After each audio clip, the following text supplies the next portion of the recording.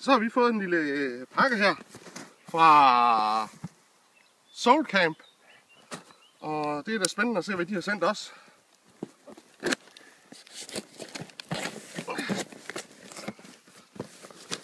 Der skulle være lidt ting til lidt anmeldelse. Og nu skal vi ikke ødelægge noget undervejs. Den er pakket godt ind. Ja, og nu sagde jeg Soulcamp. De hedder jo selvfølgelig Solarcamp.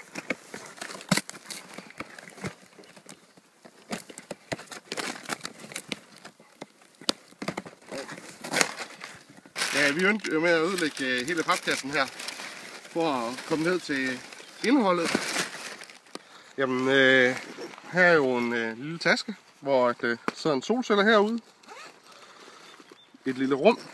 Herover er der endnu et rum med plads til mobiltelefon. Der sidder et lille batteri herinde. Hvis du skal på ca. 2200 mAh. Simpelthen så går man og lader op og har mulighed for at sætte strøm til sine ting. Masser af små rum. En lille kabine herinde.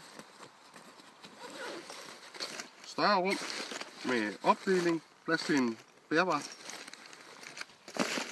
Og så var der en ting mere.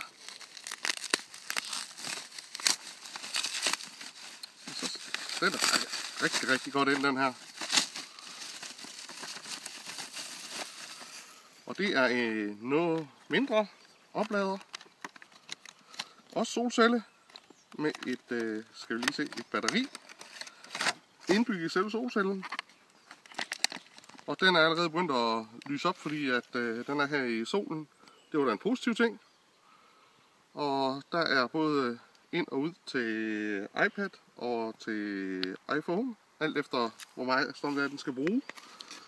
Den kan selvfølgelig også bruges til Android-telefoner og meget andet. Og det her, det er egentlig noget, som vi skal til at teste her i den nærmeste fremtid. Og så kommer I til at høre noget mere fra os. Det var simpelthen det hele for i dag. Hej hej.